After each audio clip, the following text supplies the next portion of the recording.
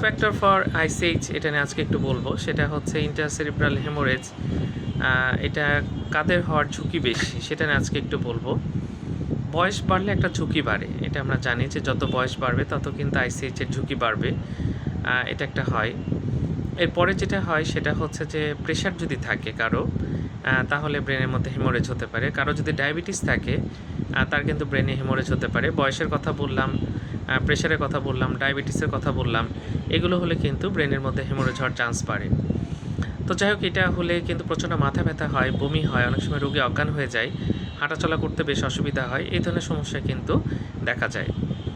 তো CT scan করে কিন্তু বোঝা যায় যে ব্রেনের মধ্যে হেমোরেজ হয়েছে এবং তার ম্যানেজমেন্ট কিন্তু হসপিটালে হওয়া উচিত। এই ধরনের রোগী কিন্তু প্রতিদিন আসে এবং অনেকেই কিন্তু মৃত্যুবরণ করে।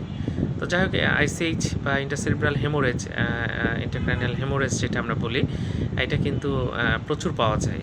তো স্মোকিং করা যাবে না, অ্যালকোহল খাওয়া যাবে না, প্রেশার ডায়াবেটিস অবশ্যই নিয়ন্ত্রণে রাখতে হবে, আর বয়স বাড়লে অবশ্যই সাবধানে থাকতে হবে, নাহলে যে কোনো সময় আইসিএইচ হতে পারে। ধন্যবাদ সবাইকে।